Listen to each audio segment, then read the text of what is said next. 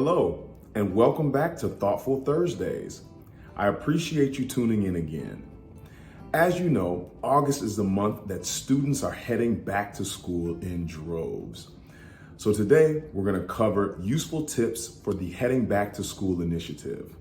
Stay tuned in. In today's segment, we're going to cover several different topics. Some of the topics are going to include meal planning, social issues, the fact that we're still in the midst of summer. We also want to be intentional and think about setting goals for the year. This is going to help not only the students, but those that are mentoring them through their development. When considering meal planning, there are so many different benefits. You really get to save time by planning your portions through the course of the week. You're also reducing the stress of doing any last-minute cooking. You're increasing the chances of having a lot of different variety, making sure that there are a lot of healthy food options, which is going to only boost the development that children are having with their brain development, getting the nutrients and the vitamin intake that they need through the course of their growth. You're also making sure that there is less irritability, because if we're making sure we have food portions through the course of the day, you're never allowing our students to get hungry. So there's a lot of room for reducing your stress for both you and the student. The next topic I'd like to discuss are social issues. Social issues affect students in a variety of different ways. And I think it's important for people to think about the preparation in dealing with social issues. Students sometimes deal with bullying. We don't want to diminish that. And speaking towards these things, communicating them, and walking through some of these social issues by just having an open discussion or conversation can help to alleviate a lot of students' anxiety when the approach of some of these issues come about.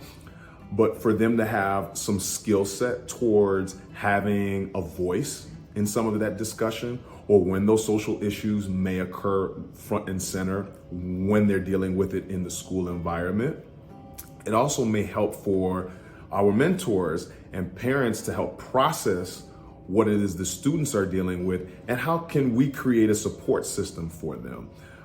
So again, just reflecting in that, it's important to make sure we're having the discussion, we're not shelving it, and giving the space that it needs in order for growth to happen when social issues become apparent in all of our lives.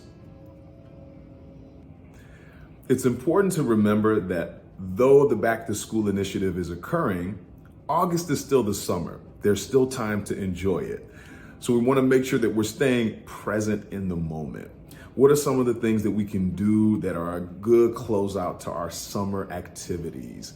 Recently, my wife and I, we took our nieces over to Movies in the Park where we got to watch Encanto. They loved it.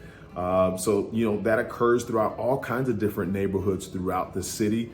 It's free. It's a great tool to spend time with family and friends and, just enjoy some people from different communities gathering together. You can go on different walks and things. We've enjoyed going on hikes over at Starved Rock, which is a great park that's in the state of Illinois. So that's just a couple examples of what it is that you can do with your time. But don't forget, though school is coming, don't let the anxiety occur in thinking you can't do anything else. Make sure you give yourself some time to get some self-care and go enjoy some different visual stimulation. Another topic to consider when thinking about the Back to School initiative are setting goals for the year. What are some good goals that we can set for our students so that they can thrive and feel like they've had some sense of achievement by going through a long, arduous school year? There's so many things that they've got to do. So staying task-oriented, how do we create better studying habits? How are we focusing better? What are some things that worked well for us in the previous school year? What are some things that we want to improve on in this upcoming school year? So again, being very pointed towards what we'd like to do more of And what's going to make us more efficient in this school year is going to help our students boost their confidence and having better self-awareness. Then we can keep on pushing that initiative and setting goals for the next year. There's a digital mental health app that I'd like to highlight for you today. It's very useful and it's called iPrevail. iPrevail is a digital therapeutics platform created by experienced clinicians, and it's utilized to help reduce the everyday stresses of life and the difficult transitions that it takes in order to get there. All you have to do is go to mycigna.com. You're going to click on the stress and wellness page and click on the iPrevail link. So again, go to mycigna.com, click on the stress and wellness page, and you can go to the iPrevail link.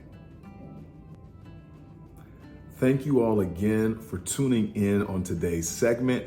I can't wait to see you again. If you guys have not already subscribed, please do on our Live Well, Work Well channel, where we can continue to give you more content. Don't forget to also comment. We love to get feedback.